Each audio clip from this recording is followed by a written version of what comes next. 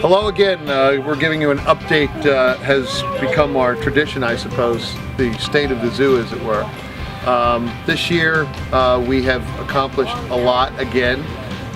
We have been able to go through the zoo, and many enclosures have been rehabbed or rehabilitated. We rehabilitated the old cougar enclosure. We now have bear there. There you go. Good girl. Good girl, Hope. Good girl. Personal highlights of the improvements throughout the zoo was getting Louie's pool working. It hadn't been working in some time. And I did spend 3 or 4 weekends up to my waist in leftover bear water. A lot of fun. So the zoo is looking much better than it has in a number of years, with all the effort of volunteers and everybody coming out. In fact, I'm supposed to be working right now helping trim trees, but Lowell's over there taking care of it for me while I'm playing hooky here. Aside from all the improvements, it's been an exciting year at the zoo. We've had a number of events that Cheryl has been coordinating and driving me crazy getting things done at the zoo for the events. But one of the starting off the beginning of the year was the one that I stayed very far away from. And that would be the Princess and the Frog Tea Party. It was very well received. We had over 30 little girls and 1 little boy. Another big one for us this year was Zoofari. Zoofari was our first event we did at the evening after the zoo closed. We had lights going through the zoo so you could see some of the animals at night, and it was excellent. We had a great turnout, and I think people had a lot of fun with the music and the dancing.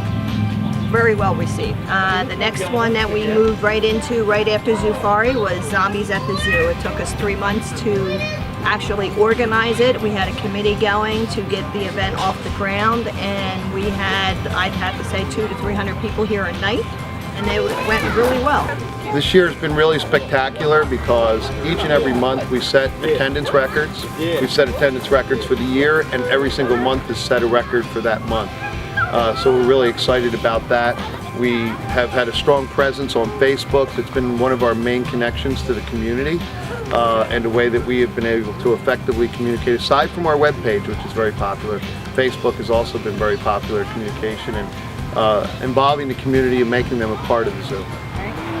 We've had many new additions this year at the zoo. Starting way back in January, we traveled out to Michigan to pick up a pair of black-backed jackals, which we are the only zoo on the East Coast to have. With that adventure, we actually brought back a 1-week-old giant African crested porcupine.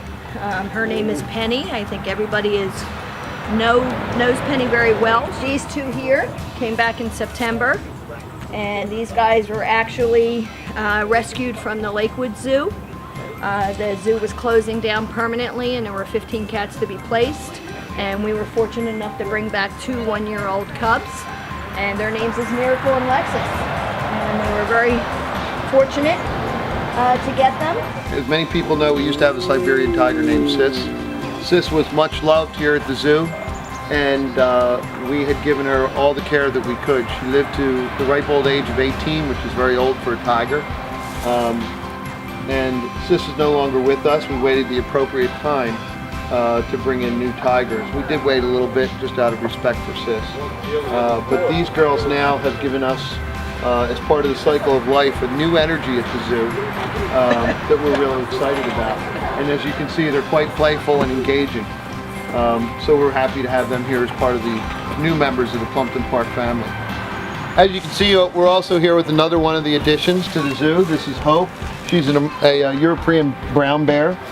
She arrived from another zoo out in Pittsburgh, and she's quite engaging most of the time, although this time of year bears do slow down. Hope has been very engaging with the people and very active this year, and a big star. We're here with Jimmie the Giraffe back at the feeding station, which again proves to be wildly popular and helped to raise a lot of the money for Jimmie's new house. One of the really neat stories in raising money for Jimmie's new enclosure was meeting a young girl named Emily. Emily came to the zoo and presented me with a check. Presented me with a check of $100. And what was really amazing was the story behind it. Her parents had said that if she wanted new toys, that she could sell her toys at a yard sale and take that money and buy new toys. Once the yard sale was done, she decided she was going to take the $100 she raised and that she was going to donate it to Jimmie the Giraffe to help build Jimmie's new enclosure. And she dropped that check off at the zoo. That was really inspiring to a lot of people. It brought in other donations, and her entire family, extended family, then had a car wash, and they additionally raised even more funds for Jimmie.